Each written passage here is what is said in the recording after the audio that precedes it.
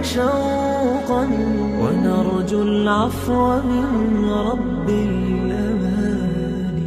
دوستو، ایک لفظ ہے ظلم، ستم، جبر. یہ انسانوں کے لیے بڑا تکلیف کا باعث ہوتا ہے. جس کے ساتھ زیادتی ہوتی ہے اس کا دل پوری طرح ٹوٹ جاتا ہے، اس کی روح کے اندر زخم ہو جاتے ہیں، اس کا باطن پوری طور پر توڑ پھوڑ کا شکار ہو جاتا ہے. کسی بھی صورت ظلم اور زیادتی کسی بھی مذہب میں اور کسی بھی اخلاقی معاشرے میں روا نہیں ہے. اور پھر دین اسلام جو دین رحمت ہے، جو دین کرم ہے، جو دین درگزر ہے، وہ تو اپنے ماننے والوں کو اس بات کی خاص تلقین کرتا ہے کہ وہ اپنی زندگی میں ہر قسم کی زیادتی سے، ہر قسم کے ظلم سے اپنے آپ کو اور اپنے ہاتھوں کو بچا کے رکھے. یہ جو ظلم اور زیادتی کسی بھی صورت میں ہوتی ہے یہ تکلیف کا باعث ہوتی ہے. اسلام چونکہ دین رحمت ہے تو وہ اپنے ماننے والوں کو اس بات سے سختی سے منع کرتا ہے کہ کسی بھی قسم کی کسی کے ساتھ کوئی زیادتی نہ کی جائے، کوئی ظلم نہ کیا جائے. وہ ظلم ہتھیار سے لے کر رویے تک کوئی بھی ہو، آپ کے لہجے کی زیادتی ہو، آپ کے لفظوں کی زیادتی ہو، کوئی بھی ہو، کسی کو تکلیف نہ پہنچائی جائے، اذیت میں مبتلا نہ کیا جائے. میرے بھائیوں، آج اس معاشرے میں ہم وقت گزار رہے ہیں، اس میں ظلم اور زیادتی تیزی سے بڑھتی چلی جا رہی ہے. ہمارے سماجی ماحول کے اندر حق دبا لینا، ظلم کرنا، جبر کرنا، لوگوں پر الزام تراشیاں کرنا، عزتوں پر حملے کرنا، لوگوں کے بارے میں اپنا رویہ اس طرح کا کرنا کہ جس سے ان کو تکلیف ہو، یہ ہمارا معمول بن گیا. یاد رکھیے گا، جو دھلے ہوئے اور اجلے ہوئے چہرے ہوتے ہیں نا، ان پر ذرا سی بھی گرد بوجھ بنتی ہے. جو سفید کپڑے پہنے ہوئے لوگ ہوتے ہیں ان پر چھوٹا سا دھبا بھی دکھائی دیتا ہے. ہم مسلمان ہیں، ہمارے کپڑوں سے زیادہ ہماری روح اجلی ہوا کرتی ہے، ہمارے چہرے سے زیادہ ہمارا دل صاف ہوا کرتا ہے. میرے بھائیوں، زیادتی نہیں یار، تکلیف نہیں. یہ جو ہمارا مزاج بن گیا ہے نا کہ کوئی نہ کوئی، میں آپ کی خدمت میں عرض کروں، پہلے تو لوگ دو بدو لڑائی کر لیتے تھے، اپنا غصہ نکال لیتے تھے. اب تو ہم جس دور میں ہیں یہاں لوگ سازش کرتے، تکلیف دینے کے نت نئے بہانے تراشتے. لوگ اب شرارتوں کے ساتھ، لفظوں کے ساتھ، جملوں کے ساتھ روحوں کو زخمی کرتے. یاد رکھیے گا، نبی رحمت صلی اللہ تعالی علیہ وسلم نے فرمایا کہ رب فرماتا، لوگوں میں نے اپنی ذات پر ظلم کو حرام قرار دے دیا ہے.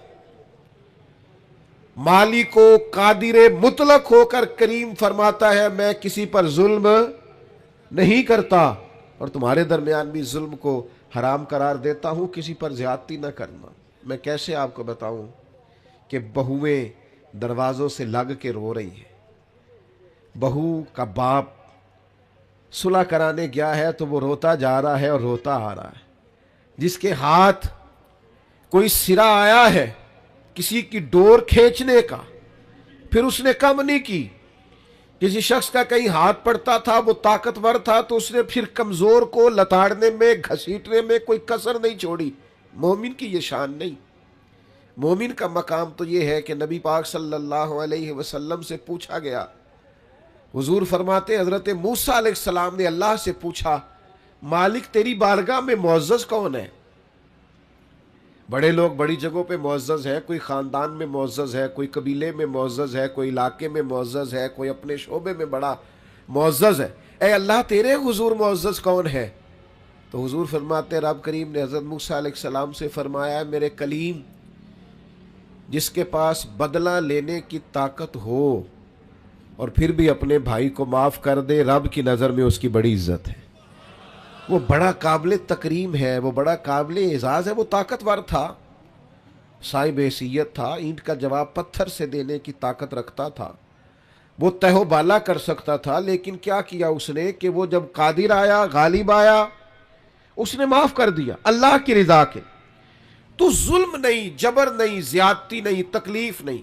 اور اگر کوئی ظلم کر رہا ہے تو وہ یہ مت بھولے کہ اگر کسی کو پتہ نہیں ہے کہ میں زیادتی کر رہا ہوں، وہ گھر میں زیادتی کر رہا ہے یا دکاندار ہو کے گاہکوں سے زیادتی کر رہا ہے یا آفیسر ہو کر اپنے ماتحتوں سے زیادتی کر رہا ہے، یا سربراہ ہو کر کسی ادارے کا اس ادارے کے معاملات سے زیادتی کر رہا ہے، استاد ہے تو شاگردوں کے حق میں کسی قسم کی ناانصافی کا مظاہرہ کر رہا ہے، وہ کوئی بھی اگر وہ سمجھتا ہے کہ میں زیادتی کر رہا ہوں، ظلم کر رہا ہوں، اور یہ کہ کسی کو پتہ نہیں چل رہا، میری سازش بڑی کامیاب جا رہی ہے اور میں نے آنکھوں میں دھول جھونک رکھا ہے، تو اللہ کا قرآن بولا، فرمایا وَلَا تَحْسَبَنَّ اللَّهَ غَافِلًا عَمَّا يَعْمَلُ الظَّالِمُونَ، فرمایا اے سننے والے، ہرگز اللہ کو ان کاموں سے بے خبر نہ سمجھنا جو کام ظالم کر رہے ہیں، یہ گمان نہ کرنا کہ رب بے خبر ہے، یہ وَلَا تَحْسَبَنَّ اللَّهَ غَافِلًا، اللہ کو غافل نہ جاننا، معاذ، یہ گمان نہ کرنا کہ اللہ بے خبر ہے ان کاموں سے جو کام ظالم کر رہے ہیں، تو یا اللہ اگر تو باخبر ہے اور اگر آشنا ہے اور حقیقتاً ہے اور یقیناً ہے اور ایمان ہے کہ ہے، تو پھر ظلم ہوتا جا رہا ہے، پھر جبر ہوتا جا رہا ہے۔ تو اللہ کریم نے فرمایا انما یؤخرہم لیوم تشخص فیہ الابصار، فرمایا رب انہیں اس دن کے لیے مہلت دے رہا ہے جس دن پھر آنکھیں کھلی کی کھلی رہ جائیں گی، اس قیامت کے دن تک کے لیے اللہ مہلت دے رہا ہے جس دن پھر نگاہیں پھٹ جائیں گی، آنکھیں کھلی کی کھلی رہ جائیں گی۔ دوستو یاد رکھنا، ظلم کی 3 قسمیں، شرک بھی ظلم ہے، قرآن مجید نے کہا ان الشرک لظلم عظیم، بے شک شرک بہت بڑا ظلم ہے، یہ اللہ کے ساتھ زیادتی ہے کہ مالک اللہ ہو، خالق اللہ ہو، رازق اللہ ہو، قادر اللہ ہو اور انسان اس کے ساتھ شریک ٹھہرائے۔ ایک تو یہ شرک ہے، ایک شرک اپنی ذات پر بھی شرک ہوتا ہے۔ جو لوگ گناہ کرتے ہیں نا، جو لوگ اللہ کی نافرمانی کر کے اپنے لیے دوزخ اکٹھی کرتے ہیں، وہ اپنی جان پر ظلم کرتے ہیں، گناہ کر کے، زیادتی کر کے، اللہ کی نافرمانی کر کے۔ قرآن مجید نے کہا وَمَن يَتَعَدَّ حُدُودَ اللَّهِ فَأُولَٰئِكَ هُمُ الظَّالِمُونَ، فرمایا وہ جو اللہ کی حدوں کو توڑتے ہیں وہ ظالم ہیں، اپنی جان پر ظلم کر رہے، وہ اپنے ساتھ زیادتی کر رہے۔ اور جو کسی پر ظلم کرے وَلَا تَحْسَبَنَّ اللَّهَ غَافِلًا عَمَّا يَعْمَلُ الظَّالِمُونَ، وہ یاد رکھے کہ اللہ بے خبر نہیں ہے، اللہ کو علم ہے، اللہ نے ڈھیل دے رکھی۔ نتیجہ کیا نکلے گا؟ نتیجہ یہ نکلے گا جو تھوڑی سی بھی زیادتی کر رہا ہے نا، اسے 3-4 نقصان ہوتے ہیں۔ سب سے پہلا نقصان تو یہ ہوتا ہے کہ اللہ ظالموں کو پسند نہیں کرتا، تو جس کو رب پسند نہ کرے وہ پھر کسی کا پسندیدہ رہ سکتا، اس کی زندگی سکون قرار والی ہو سکتی۔ اگر کوئی ظالم ہے تو لا یحب الظالمین، اللہ ظالموں کو پسند، بڑا ظلم کر لے جس نے کرنا ہے، جتنی زیادتی کرنی ہے کر لے، لیکن اللہ کہتا ہے انہ لا یفلح الظالمون، ظالم کبھی کامیاب نہیں ہو سکتا۔ ہزاروں بچے قتل کرائے تھے فرعون نے، یذبحون ابناءکم ویستحیون نساءکم، وہ بچوں کو قتل کرا دیتا، عورتوں کو زندہ رکھتا کہ حضرت موسیٰ علیہ السلام پیدا نہ ہو۔ ایک الجھا ہوا خواب دیکھ کر اس نے اتنے بچے ذبح کرائے اور معاذ اللہ خدا کہلوایا، مطلق، کوئی اس کو پوچھنے والا نہ تھا، لیکن رب کیا کہتا ہے وَأَغْرَقْنَا آلَ فِرْعَوْنَ، ہم نے فرعون کو بھی غرق کر دیا اور فرعون والوں کو بھی غرق ہی ہوا ہے۔ کامیاب ظالم کبھی کامیاب، ایک بہت بڑی سزا ہے ظالم کے لیے،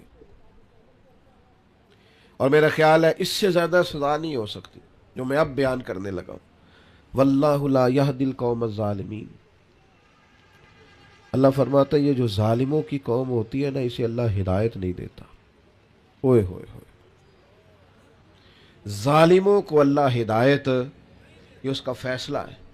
تم زیادتی کر رہے ہو، ظلم کر رہے ہو، اندھے ہو جاؤ گے، تمہارا شعور چھین لیا جائے گا، تمہیں یہ پتہ ہی نہیں چلے گا کہ ہم کتنا بڑا جبر کر رہے ہیں، تمہاری وہ صلاحیتیں سلب کر لی جائیں گی، سوچنے کی، سمجھنے کی، بہت ساری ڈگریوں کے باوجود بھی، بہت سارے علم کے باوجود بھی، بہت ساری تعلیم کے باوجود بھی گمراہ کے گمراہ رہ جاؤ۔ کیوں؟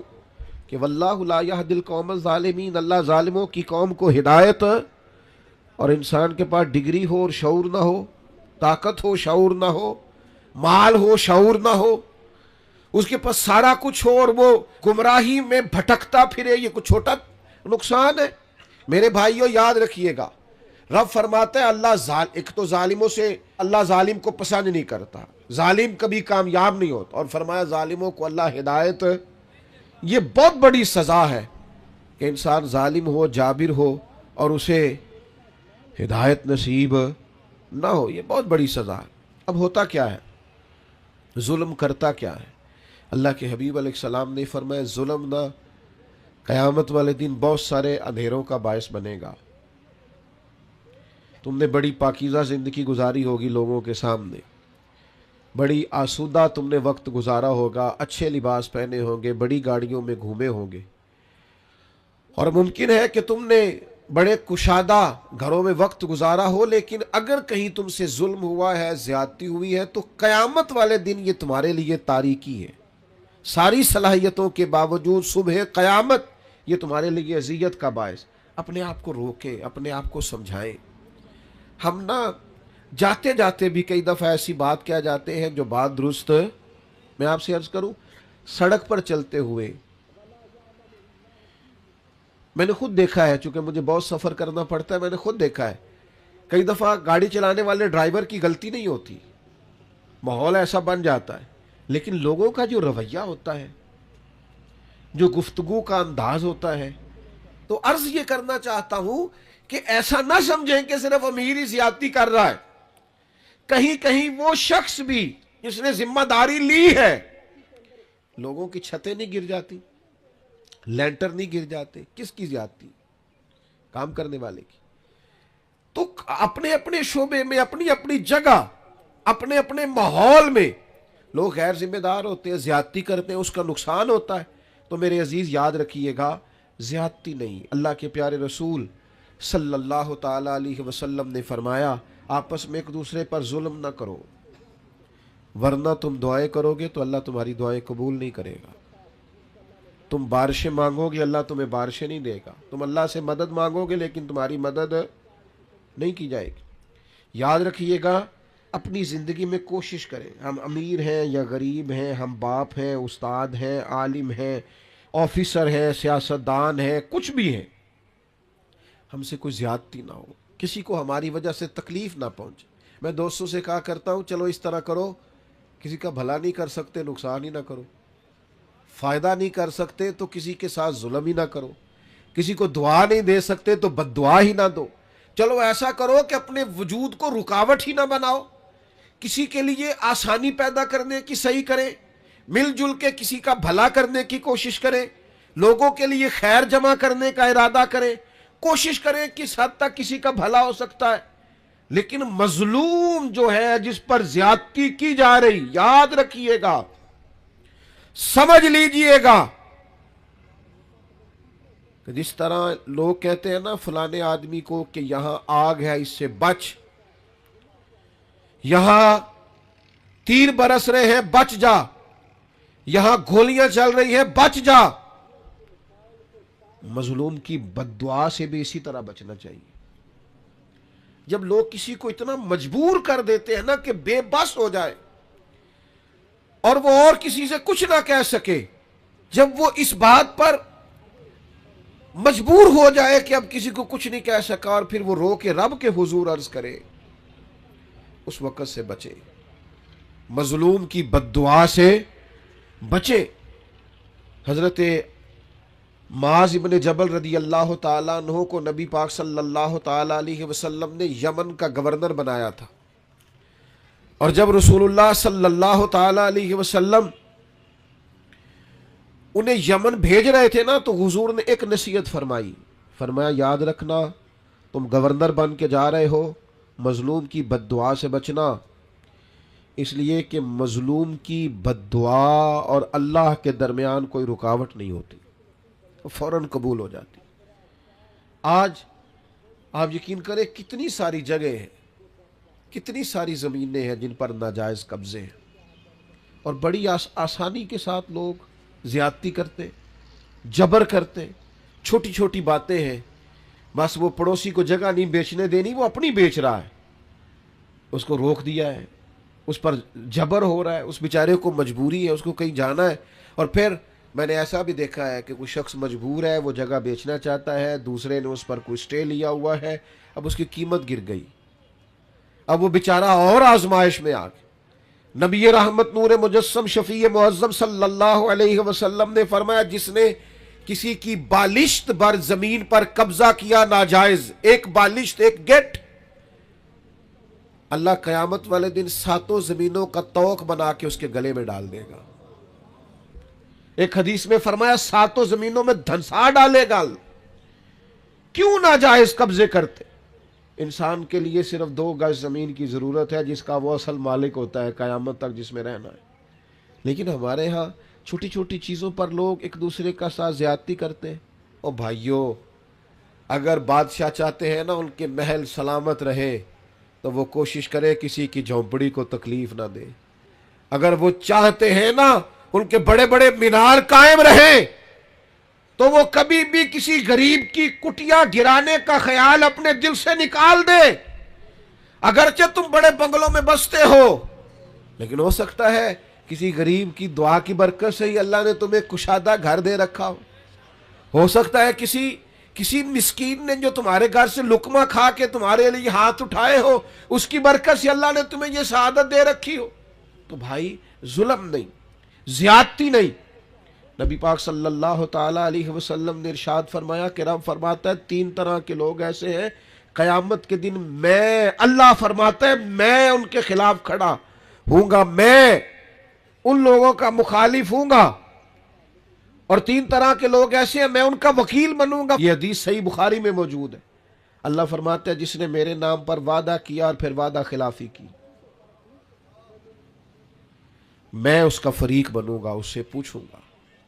اور جس نے کسی آزاد کو بیچ کر قیمت کھا لی، غلام بنا ڈالا،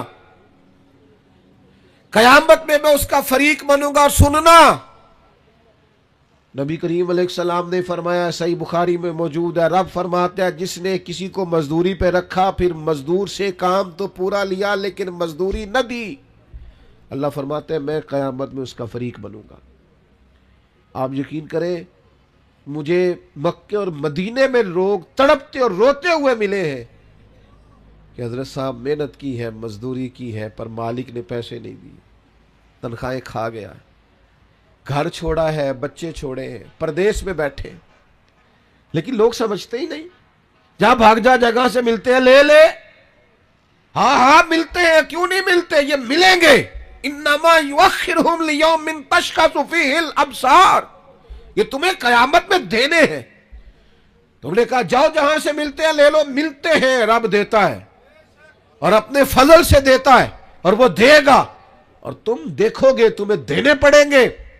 یاد رکھیے گا مظلوم کے ساتھ زیادتی بالکل نہیں، قطعاً نہیں۔ اور مظلوم کوئی بھی ہو، کسی طرح کا بھی ہو، ذمہ ہو، کسی مسلمان ملک میں رہتا ہو لیکن کافر ہو، اس کے ساتھ بھی زیادتی کی اجازت اللہ کے پیارے رسول صلی اللہ تعالی علیہ وسلم نے فرمایا جو شخص کسی ذمہ پر ظلم اور زیادتی کرے یا اس سے اس کی طاقت سے زیادہ کام لے یا اس کی کوئی چیز اس کی مرضی کے بغیر لے، تو فرمایا قیامت کے دن میں اس ذمہ کافر کا وکیل بن کے گویا اپنے امتی پر مقدمہ کروں گا۔ کیوں زیادتی کی تم نے، کیوں ظلم کیا؟ میرے بھائیوں ہمیں نا حساس ہونا پڑے گا، تھوڑا سا ان چیزوں کو سمجھنا پڑے گا۔ ہمارے گھروں میں بڑی زیادتیاں ہوتی ہیں، ہم چپ رہتے ہیں، آپ نے ناراض نہیں ہونا، بعض جگہ پہ ساتھ زیادتی کر رہی ہوتی ہے، سسر صاحب اپنی عزت بچائے بیٹھے، یہ زیادتی ہو رہی ہے اور تیرے سامنے ہو رہی، اور تو اس لیے دانت دبائے بیٹھا ہے کہ تو اگر بولے گا تو پھر تیرے بارے میں بھی بات ہو جائے گی، اپنا دفاع کرتے کرتے ظلم کو دیکھتا جا رہا ہے۔ ہمارا دوست اپنے ملازم پر زیادتی کر رہا ہوتا ہے، ہمیں خبر ہوتی ہے، لیکن ہم کہتے ہیں مجھے کیا لگے، میرے تعلقات تو ٹھیک چل رہے ہیں نا۔ ہمارے اڑوس پڑوس میں بہت سارے لوگ ظلم کا، جبر کا، زیادتی کا بازار گرم کیے ہوئے ہوتے ہیں، لیکن ہم گونگے بنے رہتے ہیں، جان بوجھ کے اندھے بہرے بنے رہتے ہیں۔ ہم ہاتھ روک سکتے، اللہ کے حبیب علیہ السلام نے فرمایا ظالم کی بھی مدد کرو اور مظلوم کی بھی مدد کرو۔ میرے عزیز یاد رکھیے گا حضور علیہ السلام نے فرمایا اپنے بھائی کی مدد کرو، چاہے ظالم ہو چاہے مظلوم ہو۔ فوراً صحابہ نے عرض کی یا رسول اللہ صلی اللہ تعالی علیہ وسلم، مظلوم کی مدد تو سمجھ میں آتی ہے، یہ ظالم کی مدد کیسے کرے؟ اللہ کے حبیب نے فرمایا اسے ظلم سے روک دو، یہی اس کی مدد ہے۔ اسے سمجھا دو کہ بھئی یہ تو زیادتی کر رہا ہے، یہ تو غلط کر رہا ہے، اس سے تو اپنے لیے دوزخ کٹھی کر رہا ہے، اسے سمجھا دو، قائل کر دو، اسے اس ظلم سے روک دو، بڑی مدد ہے، اس کی دنیا اور آخرت بچ جائے گی، اسے قائل کرو۔ تھوڑی دیر کے لیے آپ کو برا بھلائی کہے گا نا، ہمارا مخالف ہی ہو جائے گا نا، کوئی حرج نہیں، بندہ مخالف ہو جائے اور اللہ راضی ہو جائے تو یہ سودا مہنگا ہے، یہ تو بڑا سستا سودا ہے، بندہ مخالف ہو جائے اور اللہ راضی ہو جائے، اس میں کیا حرج؟ اس لیے مدد کرے اور خوب مدد کرے۔ میں آپ کی خدمت میں عرض کروں، یہ جو ظلم ہوتا ہے نا، یہ بھولتا نہیں، تھوڑی سی بھی زیادتی کسی کے ساتھ ہونا تو اس بندے کو بھولتی یاد رہتی۔ جب قیامت میں غریبوں کو اللہ اختیار دے گا کہ ان لوگوں کو بلاؤ جنہوں نے زیادتیاں کی تھی، تو پھر غریب اس دن طاقتور ہوں گے خدا کے فضل سے، تمہیں کٹہروں میں کھڑا کیا جائے، اس لیے مارا تھا۔ میں آپ کی خدمت میں عرض کروں، چھوٹی چھوٹی چیزیں لوگ دبا لیتے ہیں، آپ یقین کریں واپس نہیں کرتے، اور پھر لفظ کیا ہے، جا جہاں سے ملتی ہے وہاں سے لے لے، جہاں سے تجھے میسر آتی ہے وہاں سے جا کے۔ اللہ کے رسول صلی اللہ علیہ وسلم نے فرمایا، یہ سنن ابو داؤد میں بھی حدیث موجود ہے اور دیگر جگہوں پر بھی موجود ہے، حضور فرماتے ہیں اللہ تعالیٰ دنیا میں کسی گناہ کی سزا اتنی جلدی نہیں دیتا جتنی جلدی ظلم اور قطع رحمی کی سزا دیتا ہے۔ آخرت میں جو عذاب ہوگا وہ الگ ہے، لیکن دنیا کے اندر اتنی جلدی کسی جرم کی سزا نہیں ملتی جتنی جلدی سزا ظلم کی ملتی۔ مکران شاہ تھا نا، بادشاہ تھا وقت کا، تو سیر کا بڑا شوقین تھا، سیر پہ گیا ہوا تھا تو بہت ساری فوج بھی ساتھ جاتی تھی، سپاہی ساتھ جاتے تھے۔ اس کے سپاہیوں نے کیا کیا، ایک بوڑھی عورت کی گائے جبرن ذبح کر کے نا کھا لی۔ اب وہ بوڑھی نے جب بات کی تو انہوں نے ڈانٹ دیا۔ جس دن بادشاہ نے واپس جانا تھا، کسی طریقے سے ایک پل تھا، دریا کے اوپر سے گزرتا تھا، دریا کے اس پار جنگل تھا جہاں کچی بستیاں تھیں، وہاں اس بوڑھی کی گائے ذبح کر کے وہ کھا گئے۔ تو بادشاہ جب پل سے گزر رہا تھا نا، تو بوڑھی پل کے اندر کہیں چھپ کے بیٹھ گئی۔ جب بادشاہ کی سواری گزری نا تو بھاگ کے آ کے اس نے گھوڑے کی لگام تھام لی، کہنے لگی مکران شاہ ٹھہر جا، رک ذرا، میرے اوپر ظلم کر کے ایسے جا رہے تو؟ بادشاہ کہتا ہے بڑا طاقتور تھا، لیکن بوڑھی نے جملہ کہا، چکرا کے زمین پہ گرا اور تڑپ گیا بادشاہ وقت۔ بوڑھی کہنے لگی میں بیوہ بے اولاد ہوں، تیرے سپاہی میری گائیں ظلمن جبرن ذبح کر کے کھا گئے ہیں، اس پل پر چھپ کے بیٹھی تھی، میں نے بڑی مشکل سے تیرا گھوڑا روکا ہے، لگام تھامی ہے، بس ایک سوال کا جواب دے کہ میری گائے کا حساب اس پل پہ دینا ہے کہ پل صراط پہ دینا ہے، ابھی فیصلہ کر، یہاں دینا یا وہاں۔ بادشاہ چکرا کے زمین پہ گرا، رویا، کہنے لگا نہیں میں پل صراط پہ حساب نہیں دے سکتا، تو یہی حساب لے لے، وہ مشکل ہے، بلاؤ سپاہیوں کو، او بھائیو حساب تو دینا ہے، آج کے پل پہ نہ دو گے تو پل صراط۔ اور ایک اور بہت بڑا ظلم ہم کرتے، زمین پہ قبضہ، مال پہ قبضہ، عزتوں پہ حملہ، راز نہ ہونا۔ ہمیں عادت ہو گئی ہے غیبت کرنے کی۔ میں ایک جگہ پہ گیا ہوا تھا تو ایک صاحب مجھے کہنے لگے جی یہ جس مسجد میں آپ آئے ہیں نا، اس مسجد کے مولوی صاحب اور کمیٹی کے ساتھ مل کے بڑے پیسے کھا گئے مسجد کے۔ اتنی مجھے تکلیفات باتوں کا بڑا غصہ آتا ہے۔ میں نے اس سے کہا کہ آپ نے کتنے دیے پیسے؟ کہنے لگا جی نہیں میں تو نہیں دیتے، لوگوں نے دیتے نہیں۔ تو میں کہ یار آپ ہی لوگ کی پوچھ لیں گے، تو کیوں ایڈا پریشان ہے؟ عجیب تیرا فلسفہ ہے بھائی، تو ایک عالم دین کی عزت پر تو حملہ کر رہا ہے، تجھے پتہ ہی نہیں۔ لوگ سمجھتے نہیں، بڑے بڑے باعزت لوگوں کے بارے میں لوگ جملہ بول دیتے، مخلوق تو فنکار ہے اس درجہ کے پل بھر میں، سنگے در کعبہ سے بھی اسنام تراشے، اور تم کون ہو کیا چیز ہے داغ کبابی۔ لوگوں نے تو مریم پہ بھی الزام تراشے، حضرت مریم سلام اللہ علیہا پر بھی الزام لگا دی، لوگ باز ہی نہیں آتے۔ حضرت عمر کا زمانہ تھا، حضرت سعد بن ابی وقاص یہ 7ویں مسلمان ہیں، اور نبی پاک علیہ السلام کے ماموں ہیں رشتے میں، عشرہ مبشرہ اور وہ بڑی لسٹیں جن میں بڑے بڑے بزرگ شامل ہوتے ہیں، سمجھ لیں اس لیول کے آدمی حضرت سعد بن ابی وقاص، اور ساری زندگی میدان میں گزاری، کوفے کا گورنر بنایا گیا تو پتہ لوگوں نے کیا شکایت لگا دی، ان کو تو جی نماز نہیں صحیح پڑھانی آتی. ہائے ہائے. حضرت سعد بن ابی وقاص سے جناب عمر نے پوچھا، اور یہ بخاری مسلم میں حدیث. آپ فرمانے لگے سعد لوگ یہ کہہ رہے ہیں. فرمایا مجھے اللہ کی قسم میں اس طرح نماز پڑھاتا ہوں جس طرح میں نے اپنے نبی سے سیکھی ہے. لوگ باز ہی نہیں آتے، دیکھتے نہیں بندہ کتنا بڑا ہے. تیری زبان جس کی بارے میں مرضی بات کر دیتی ہے.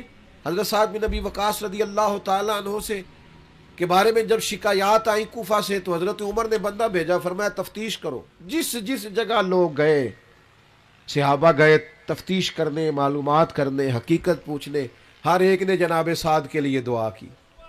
کہاں اتنا اچھا آدمی. لیکن ایک شخص تھا اسامہ بن قتادہ، ابو سعدہ، وہ کھڑا ہو گیا. اس نے 3 باتیں کی. کہنے لگا جی دیکھیں کتنے بڑے آدمی کی عزت پر حملہ کر رہا ہے، کتنا بڑا ظلم کر رہا ہے.